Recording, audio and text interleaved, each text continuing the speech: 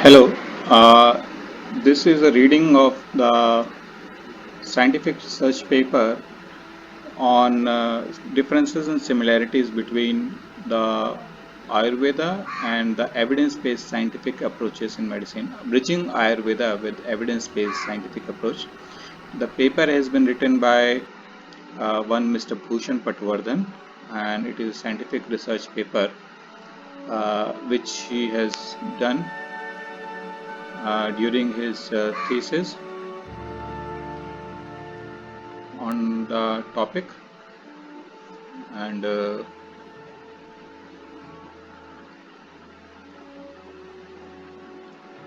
so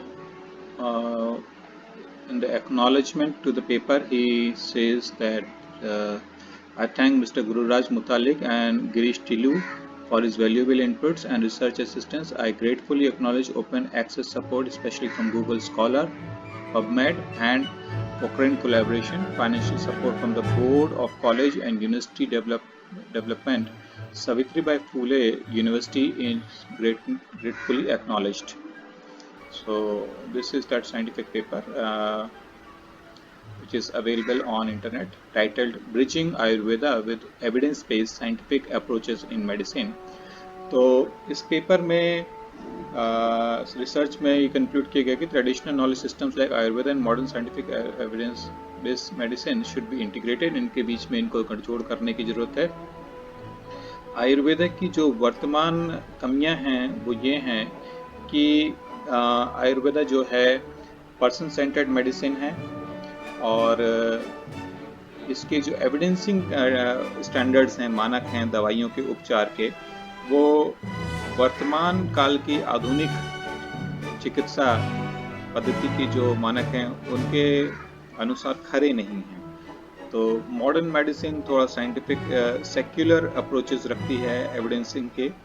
secular approaches आप समझ सकते हैं कर्मवादी विचारधारा के प्रमाण.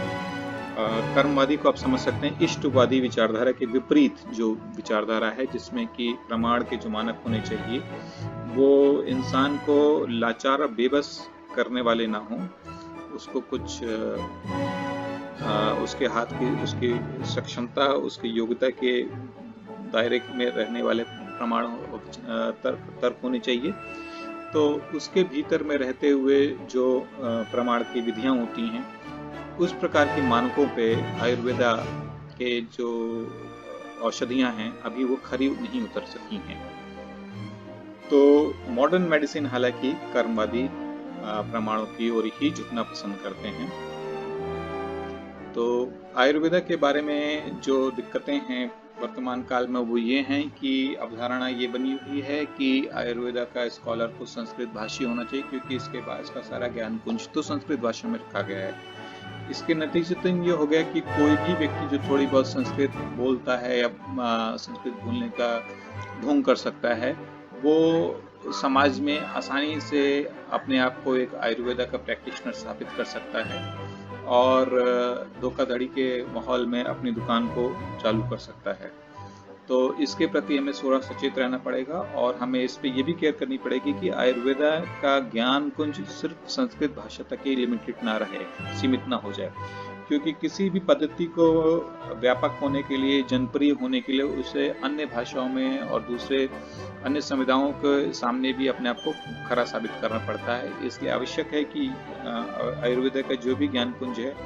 उनका ट्रांसलेशन दूसरी भाषाओं में भी हो और वो दूसरे समूहों में भी उपलब्ध हो सके उसका ज्ञान. तो इन दोनों दिशाओं, दोनों विचारों को, दोनों जुड़ते मिलते जुलते विचारों के मद्देनजर आयुर्वेदा में थोड़ा सा सुधार की आवश्यकता है. दूसरा ये कि आयुर्वेदा का क्योंकि कई जगह पे प्रमाण नहीं उपलब्ध है और ये बहुत प्राचीन पद्धति है, इसलिए इसमें प्रमाण के अनुपलब्धता में भी ये सिर्फ हेरिटेज प्राइड और अतीत के गौरवों के प्रति जो समाज में भावनात्मक सोच है उसका लाभ लेते हुए ये पद्धति अपनी दुकान चला रही है, जिसके बारे में इसको थोड़ा सा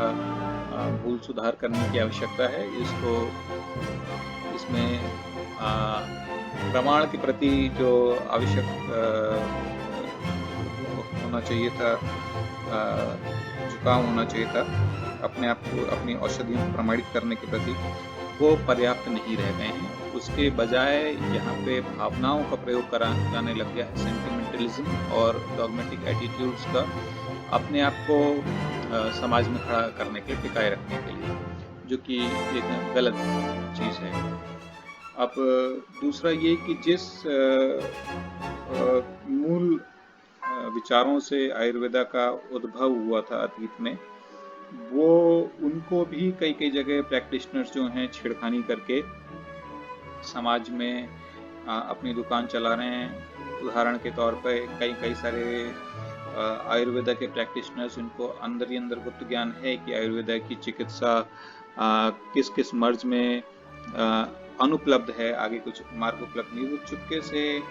मॉडर्न मेडिसिन का प्रयोग कर देते हैं, अवैध प्रयोग कर देते हैं उपचार के लिए, जो कि बहुत ही गलत है। और ऐसा करने से वो अपने मरीज के साथ में धोखाधड़ी भी कर रहे होते हैं, और यदि मरीज अशिक्षित हो, अबोध हो, तो उसके साथ इस प्रकार की धोखाधड़ी करके वो अपनी दुकान को निरंतर चलाते रहते हैं, उसकी अबोधता का लाभ लेते हुए, जो कि गलत है। इस पर रोकथाम होनी चाहिए। तो ये आयुर्वेदा की जो कमियां हैं सिर्फ आयुर्वेदा तक सीमित नहीं है, ये traditional and complementary systems medicine जितने भी हैं, PNCM मेडिसिन, उन सब में ये कमियां पाई गई हैं इसी प्रकार की। और जब प्रमाण की आवश्यकता आती है, तो क्योंकि इनका खुद का इन सभी ट्रेडिशनल कॉम्प्लीमेंट्री सिस्टम्स का उद्भव किसी न किसी दूसरे सिद्धांत पर हो रहा होता है, तो इसलिए उस सिद्धांत की भिन्नता की दुहाई देकर ये प्रमाण में भी भिन्नता की मांग करते हैं। कहने का अर्थ है कि जो कर्मवादी प्रमाण हैं, उनकी मांगों को पूर्ण न कर सकने की अवस्था में कह देते हैं कि ये प्रमाण की विधियां तो हमारे ऊपर लागू ही नहीं होंगी, इसलिए हम इनको अस्वीकृत करते हैं, हम सही हैं, और इस प्रकार की प्रमाण की विधियों को हम नहीं अपनाते हैं अपने आप को साबित करने के लिए। लेकिन फिर जो सामाजिक आवश्यकता वो रह जाती है, वो रही जाती है कि आखिर साबित कैसे होगा कि जो औषधियाँ दी जा रही हैं, जो दवाइयाँ दी जा रही हैं, वो इंसान की जान के साथ खिलवाड़ नहीं हो रहा है, और वो योगदान दे रही हैं उसको सुचारू करने के लिए, उसका स्वास्थ्य देने के लिए। तो या तो ऐसे में इन सभी आयुर्वेदा को और बाकी अन्य पद्धतियों को अपना खुद के कुछ नए कर्मवादी प्रमाण की व्यवस्था करनी होगी कि किस प्रकार के प्रमाण के उनके प्रयोग होने चाहिए, किस प्रकार के प्रयोगों के माध्यम से उनको प्रमाणित किया जाना चाहिए। अन्यथा फिर उनको स्वीकृत करना होगा कि उसमें सीमाएं हैं इन पद्धतियों में, नए युग में लोगों को स्वस्थ दे सकने के प्रति, और फिर उनको अपने कार्य उसी हिसाब से सीमित कर लेने होंगे। तो ये कुछ आवश्यक कदम हैं, जानकारियां हैं। और उसके बाद गवर्नमेंट ने, भारत सरकार ने आयुर्वेदा को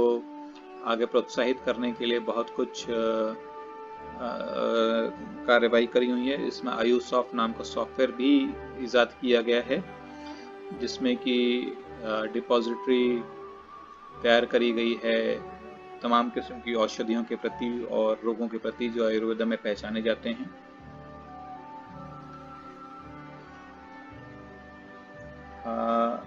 आयुर्वेदा के बारे में जो और कमियां हैं वो ये हैं कि ये कोई भी घरेलू मेडिसिन, कोई भी व्यक्ति अपने घर से कुछ भी फल फूल सब्जी पर आधारित कुछ भी प्रयोग निर्माण करके ले आता है, कुछ भी खाने पीने का पदार्थ मिश्रण तैयार करके उसको आयुर्वेदिक मेडिसिन बताकर, आयुर्वेदिक औषधि बताकर बाजार में बेच देता है। तो इस प्रकार से आयुर्वेदा का पद्धति जो है, क्योंकि कोई लाइसेंस्ड तरीका नहीं है, कोई लाइसेंस्ड लेखन जो का नहीं है, कम पड़ता है, अब उपलब्ध है, जनसंज्ञान में कम जाना जाता है, तो इन सब का लाभ उठाते हुए कोई भी व्यक्ति आयुर्वेदा के नाम पर आज की तारीख में समाज में कुछ भी चला रहा है, जिसपे कि रोकथाम करने की आवश्यकता है। इसका कहने का अर्थ हुआ कि एक संस्थागत अप्रोच रखनी पड़ेगी आयुर्वेदा प्रैक्टिशनर्स को, ताकि उनकी पद्धति के जो ज्ञान है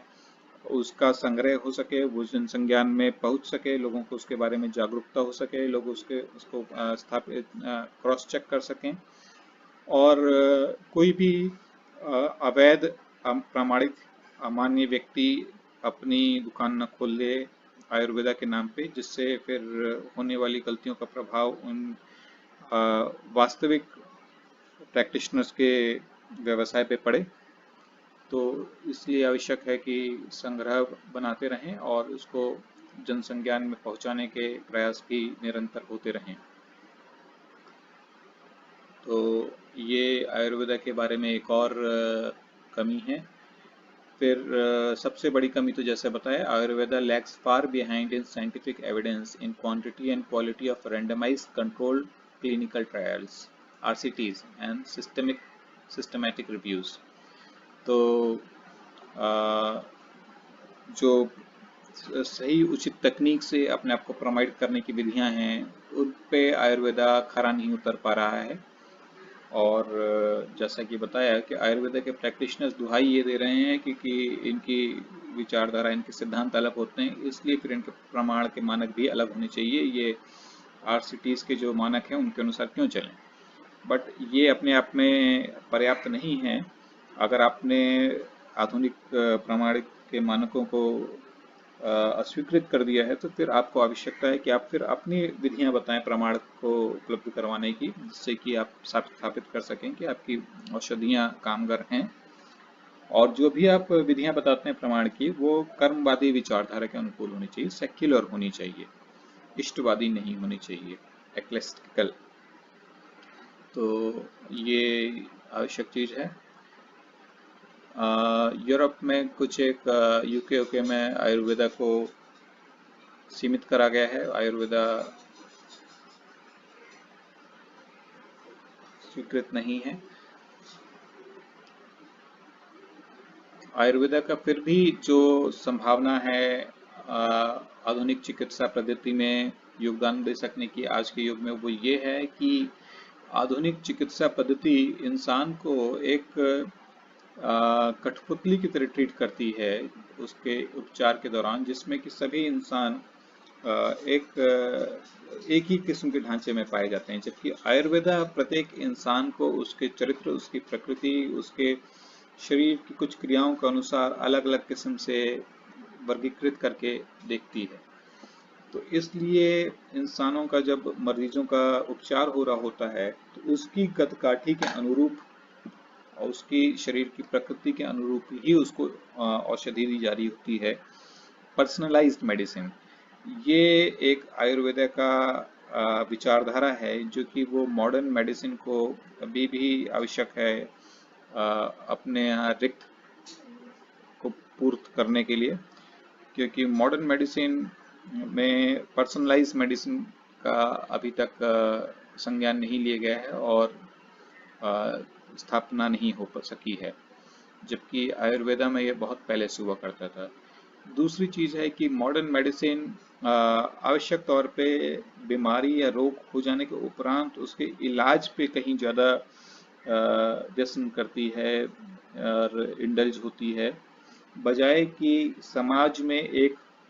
उचित स्वास्थ्य के